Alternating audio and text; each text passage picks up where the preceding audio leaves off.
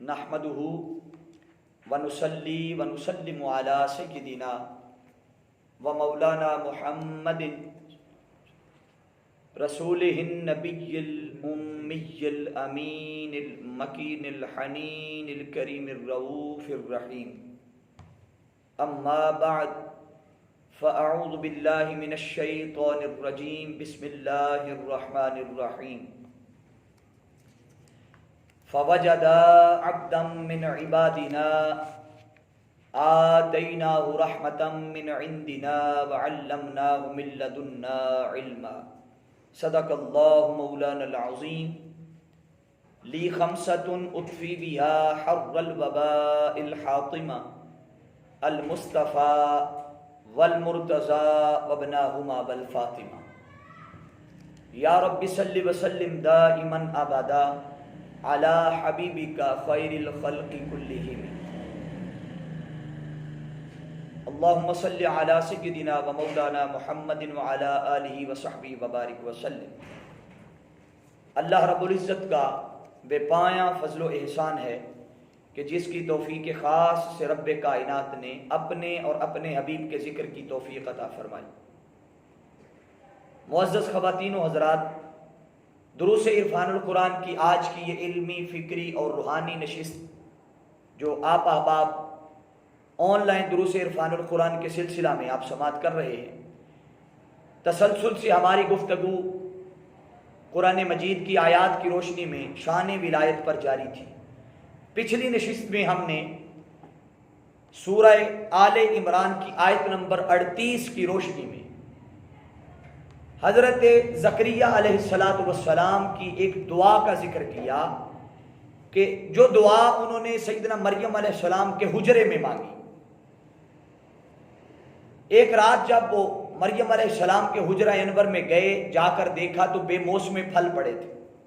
تو بے موسم پھل دیکھ کر حضرت مریم علیہ السلام سے فرمانے لگے کہ قال یا مریم انا لکی ھذا، اے مریم یہ کیا ہے کہ بے موسم پھل ہیں، جن چیزوں کا موسم بھی نہیں ہے، وہ یہ کہاں سے آ گئے؟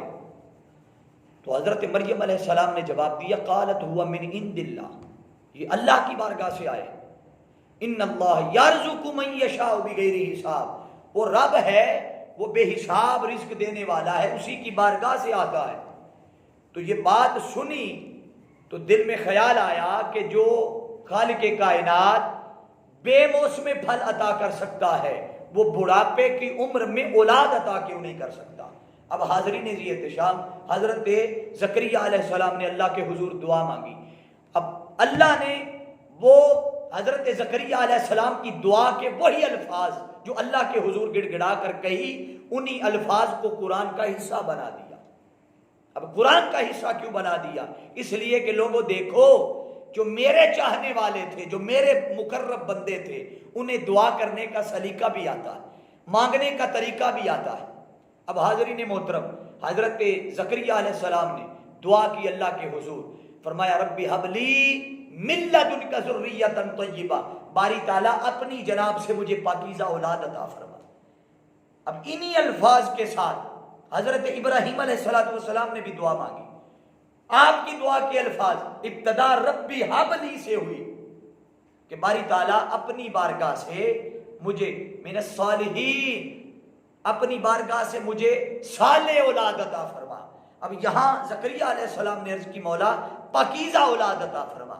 یہ انبیاء کی جو دعائیں ہیں یہ بتا رہی ہیں کہ جب بھی مانگو اللہ کے حضور سے تو صالح مانگو، پاکیزہ مانگو، حلال مانگو. یعنی دعا کا طریقہ سلیقہ سکھایا جا رہا ہے کہ لوگوں کبھی بھی یوں دعا نہ کرنا. ہمارے ہاں تو جو تصور ہے دعا کا، ہم کبھی صحت مند کے نام سے دعا کرتے ہیں، باری تعالیٰ صحت مند اولاد عطا فرما، باری تعالیٰ خوبصورت اولاد عطا فرما. مگر نہیں، یہاں انبیاء علیہ السلام دعا کا سلیقہ سکھا رہے ہیں. اور عرض کی ربی حب لی من الصالحین، ابراہیم علیہ السلام نے. ادھر زکریا علیہ السلام نے عرض کی باری تعالیٰ ربی حب لی من لدنک ذریۃ طیبہ، ایک صالح مانگ رہا ہے اور ایک طیب اور پاکیزہ مانگ رہا ہے. اب جب دعا مانگی تو دعا مانگ کر قرآن نے بتایا کہ ہاتھ نیچے کیے نہیں کہ رب کائنات نے فرشتوں کو بھیج کر فرمایا جاؤ بشارت دے دو، یحییٰ علیہ السلام کی بشارت دے دی۔ اب سوال میرا یہاں یہ ہے کہ کیا حضرت زکریا علیہ السلام اس سے پہلے دعا نہیں کیا کرتے تھے؟ کیا کرتے تھے، یقیناً کرتے تھے۔ جو شخص بڑھاپے کی عمر میں اولاد کی دعا کر سکتا ہے، کیا خیال ہے وہ دعا جوانی میں نہ کی ہوگی؟ مگر اللہ رب العزت کے حضور حکمتاً دعا مقبول نہیں ہوئی، اللہ نے سنبھال کر رکھی دعا، ابھی تک قبول نہیں ہوئی۔ اس دعا کو درجہ قبولیت تب ملا جب اللہ کی ولیہ کے اس مقدس بارگاہ میں اور اس پاکیزہ جگہ پر جہاں وہ عبادت کرتی تھی وہاں جا کر دعا مانگی۔ اب خدا پہلے، جہاں زکریا علیہ السلام پہلے دعا کرتے تھے، خدا وہاں بھی وہی تھا، خدا یہاں بھی وہی ہے۔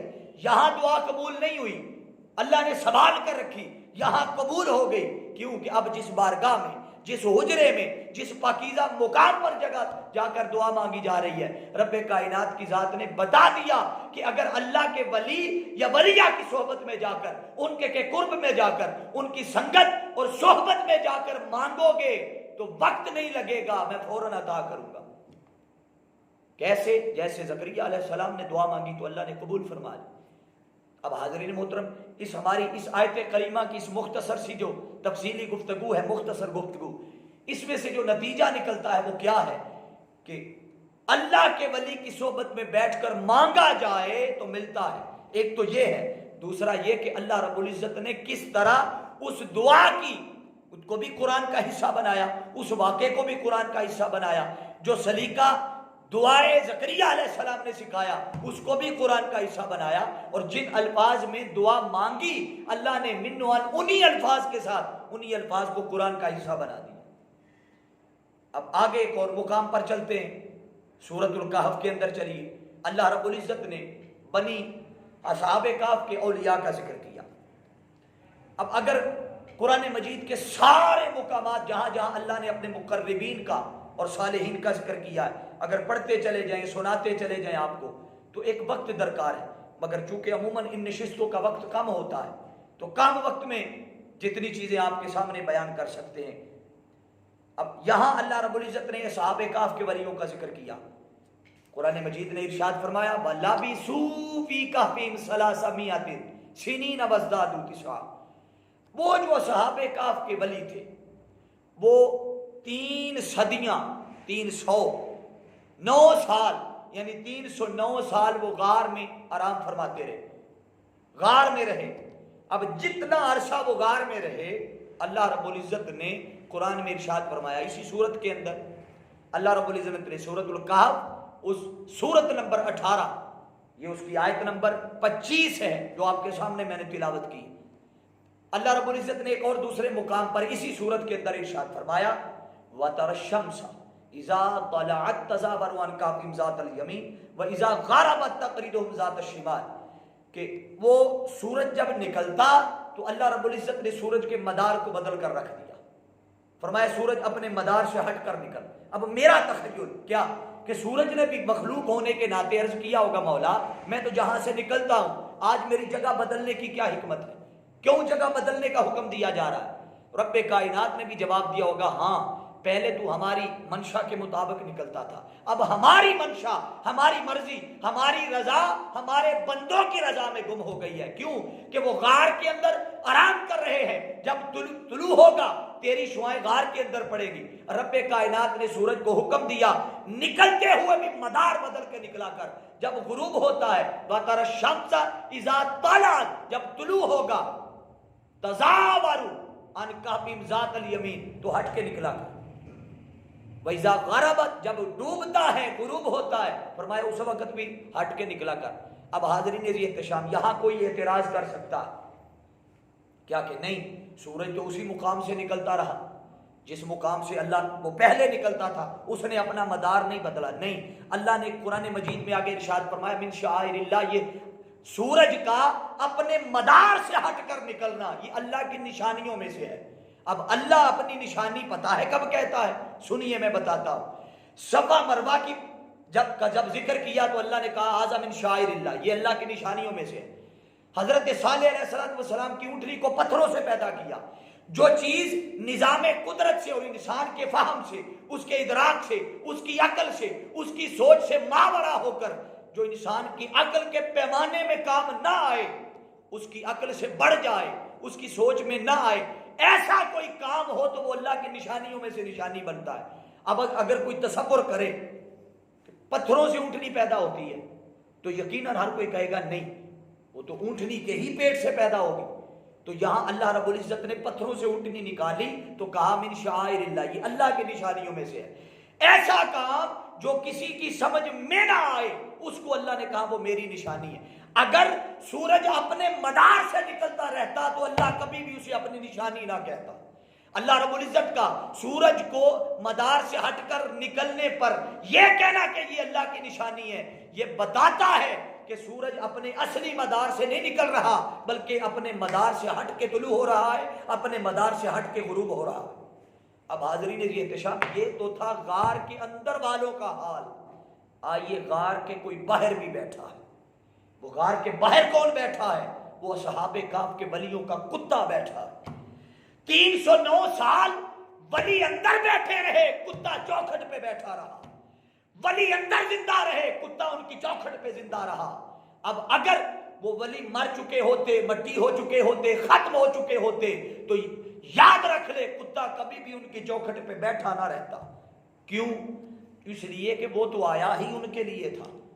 اگر وہ مر جاتے، ختم ہو چکے ہوتے تو نہ ان کے لیے سورج اپنے مدار بدلتا، نہ کتا بیٹھا رہتا۔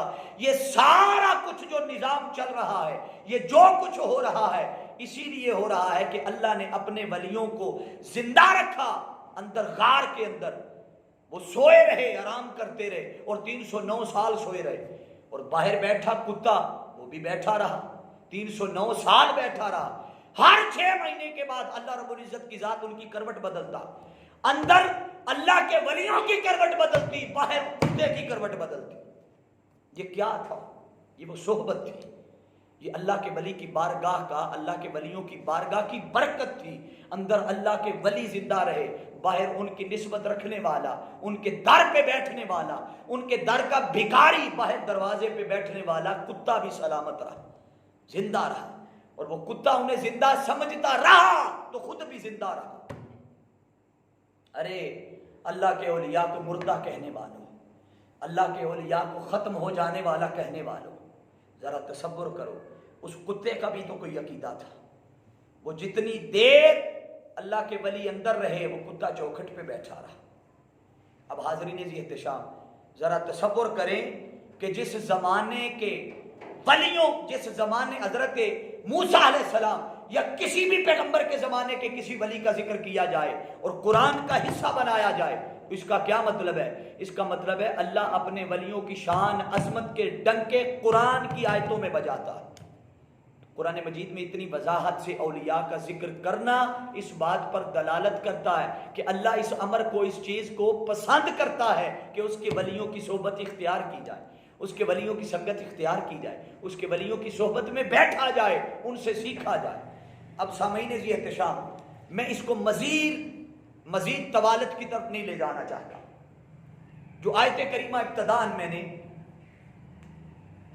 قرآن مجید کی تلاوت کرنے کا شرط سورت کہف کی آیت نمبر 65 کہ جس میں حضرت موسیٰ علیہ السلام کی اس ملاقات کا اللہ نے ذکر کیا۔ اللہ رب العزت نے فرمایا فَوَجَدَا عَبْدًا مِّنْ عِبَادِنَا، فرمایا تو دونوں نے وہاں ہمارے بندوں میں سے ایک بندہ خاص یعنی خضر علیہ السلام کو پا لیا، جسے ہم نے اپنی بارگاہ سے فرمایا وَعَلَّمْنَاهُ مِن لَدُنَّا عِلْمًا، رحمت بھی عطا کی اور علم لدنی بھی عطا کیا۔ اب وہ علم لدنی کیا تھا؟ یعنی اسرار و معارف کا الہامی علم تھا جو اللہ نے اپنے اس بندے حضرت خضر علیہ السلام کو عطا کیا۔ حضرت موسیٰ علیہ السلام کے دل میں خیال پیدا ہوا کہ اس وقت روئے زمین پر مجھ سے زیادہ عالم کوئی نہیں، مجھ سے زیادہ علم کسی کے پاس نہیں۔ جب یہ خیال پیدا ہوا تو اللہ رب العزت نے اپنے نبی کی تربیت کے لیے رب کائنات نے فرمایا، سورۃ یوسف فرمایا وَفَوْقَ كُلِّ ذِي عِلْمٍ عَلِيمٍ کہ اے موسیٰ ہم نے ہر صاحب علم کے اوپر ایک علم والا رکھا۔ اب جب یہ کہا تو حضرت موسیٰ علیہ السلام کے من میں اس علم والے سے ملاقات کی جستجو پیدا ہو۔